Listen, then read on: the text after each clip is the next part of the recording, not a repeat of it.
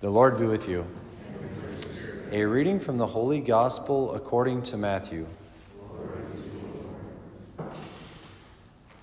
Jesus again in reply spoke to the chief priests and the elders of the people in parables, saying, "The kingdom of heaven may be likened to a king who gave a wedding feast for his son. He dispatched his servants to summon the invited guests to the feast, but they refused to come. A second time he sent other servants, saying, 'Tell those invited, behold, I have prepared my banquet. My calves and fattened cattle are killed, and everything is ready. Come to the feast.' Some ignored the invitation and went away, one to his farm, another to his business. The rest laid hold of his servants, mistreated them, and killed them. The king was enraged and sent his troops, destroyed those murderers, and burned their city. Then the king said to his servants, 'The feast is ready, but those who were invited were not worthy to come. Go out, therefore, into the main roads, and invite to the feast whomever you find.' The servants went out into the streets and gathered all they found, bad and good alike, and the hall was filled with guests. But when the king came in to meet the guests, he saw a man there not dressed in a wedding garment. He said to him, 'My friend, how is it that you came in here without a wedding garment?' But he was reduced to silence. Then the king said to the attendants, 'Bind his hands and feet, and cast him into the darkness outside, where there will be wailing and grinding of teeth. Many are invited, but few are chosen.'" The Gospel of the Lord.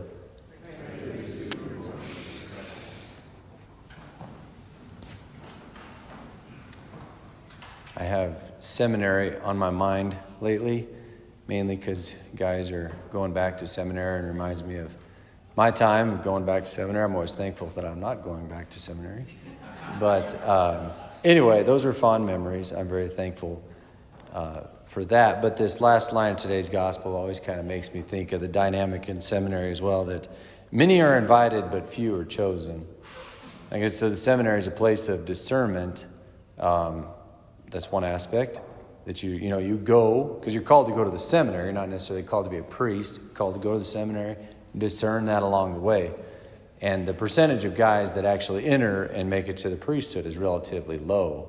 So it is a place of discernment to really discern that call. I'm called to seminary, am I chosen to be a priest in a sense, right? That's one dynamic there. The other dynamic there is formation, seminary and priestly formation. And I think of that today because the saint we celebrate, St. John Eudes, was very highly involved in seminary formation. So he and his congregation he founded continues to form diocesan clergy in various ways.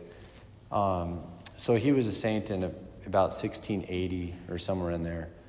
And so he implemented this seminary formation process that was first kicked into gear by the Council of Trent in the 16th century. So anyway, about 100 years later, he got this ball rolling of what was kind of dictated in the Council of Trent. And he has a contemporary or thereabouts, St. Charles Borromeo, that did the same thing. But what I want to kind of highlight is both these guys got that ball rolling about 100 years after the council. And so the church moves pretty slow in getting things actually implemented. And it reminds me of the reality of our own Second Vatican Council, that we're still working on implementing that council. And to be honest, I think we're just getting there. We're just starting to implement the true deep desires and theology and vision of the Second Vatican Council fathers. And that's not uncommon that it takes that long. St. John Eudes is a prime example of that. So anyway, I guess that's just encouragement, that just because things look a little shaky right out the gate doesn't mean that all has failed. Eventually it kind of works its way out and bears fruit. So I guess in that regard, seminaries today are very highly influenced by the vision of the Second Vatican Council Fathers. We read the documents, stuff like that. So I'd kind of encourage y'all to do the same if you want some good intellectual reading. The Second Vatican Council documents are not inaccessible. They're deep, but when you read them, you're like, holy cow, these are very rich.